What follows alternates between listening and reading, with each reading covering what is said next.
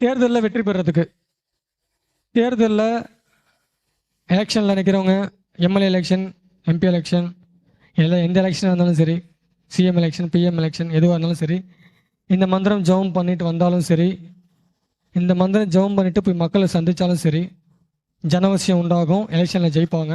அதுக்கான மந்திரம் உடனே வேலை செய்யும். முறையாக பூஜை பண்ணி கரெக்டாக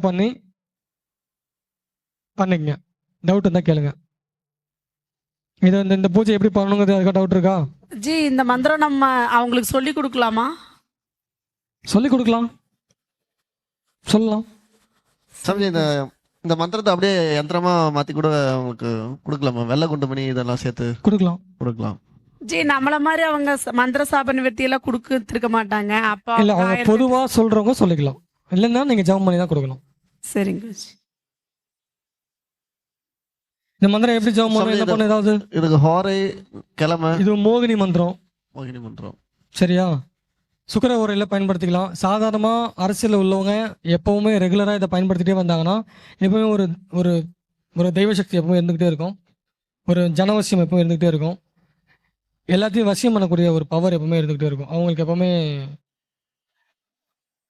என்னதான் விமர்சனங்கள் வந்தாலும் அவங்களுக்கு மக்கள் ஓட்டு போட்டுருவாங்க. ஓட்டு போடும்போது அவங்க மனநிலை மாறிடும். ஸோ அதனால் அரசியலில் ஜெயிக்கிறதுக்கு, எலெக்ஷனில் ஜெயிக்கிறதுக்குன்னா ஒரு சூப்பரான மந்திரம். இதோட பூஜை முறை இந்த மோகினியோட மகாயந்திரம் என்னோட 2வது பாட்டில் கொடுத்துருப்பேன்.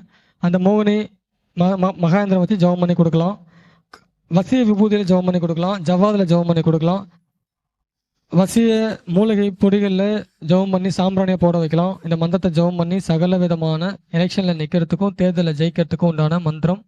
யாருக்கு வேணாலும் எப்போ வேணாலும் தைரியமாக சேலஞ்ச் பண்ணி பண்ணலாம்.